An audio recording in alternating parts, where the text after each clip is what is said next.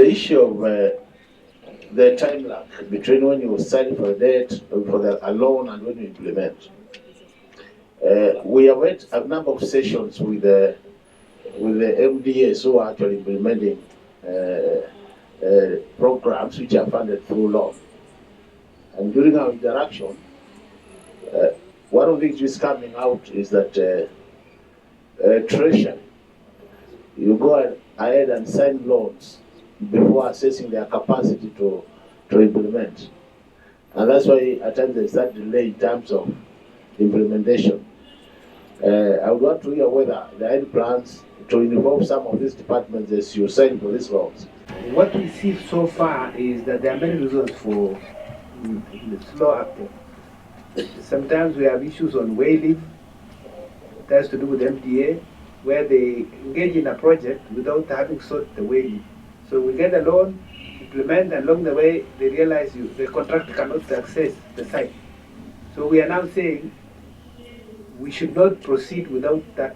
We put it as a condition so that we avoid those kind of issues. Then sometimes we have non-fulfillment of the conditions precedent by the implementing agency, because in every loan there are conditions precedent. We also make sure that we check on them, that every entity is ready when it comes to those conditions that have been put. Otherwise, sometimes we are pushed as Treasury, we go ahead, get the money, and then they cannot absorb because they have failed to meet certain conditions. Period. Chair, point of order, please. The issue of undisbursed amount of 1.2 trillion. Over the last 7 years or so, is a rolling amount. We fully draw on these facilities, and commitment fees on average is about $1.5 billion. 1.5 billion shillings. Can we not bite the bullet and say we can't get that? Our deficit remains what it was, rather than just going to go the easy route and borrow, and then you're adding more into our public debt. So why don't you look at the option of making cuts rather than just going to the market to borrow more? We undertake true fiscal consolidation, that we aim to match the revenues with the expenditures. And that for the expenditures, we only have quality expenditures. We try to manage any areas of waste. The charge on the overdraft facility for 2023-2024 is set to amount to Kenya shilling 12.6 billion. This will be over 104% increase from financial year 2022-2023. Why are we having a large charge on the overdraft facility? What is the purpose of an overdraft facility if there is an allocation of 200 billion for the redemption of Treasury bills?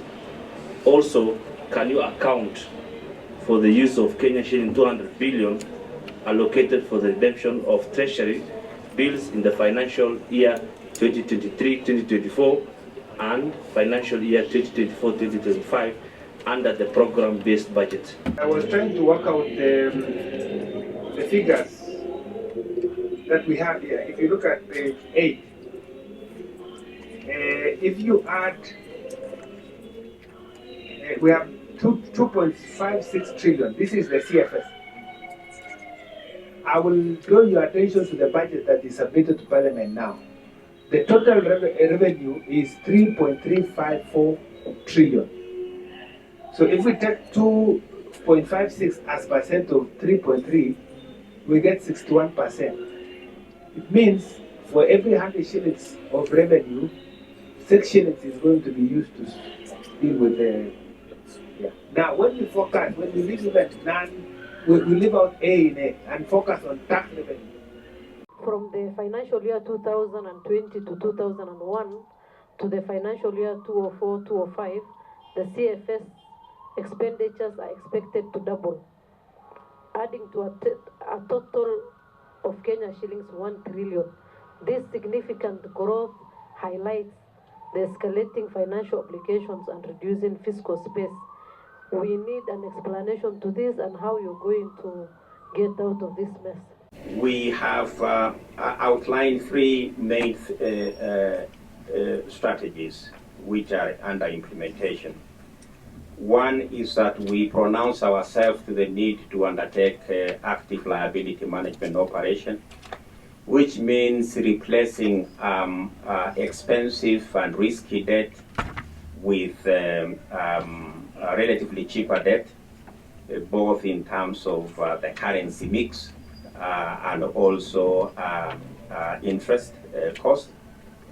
And going forward, Chair, we have some initiatives that we have in mind, which includes accessing the international financial market with the cover of guarantees to enable us access relatively cheaper market-related facilities.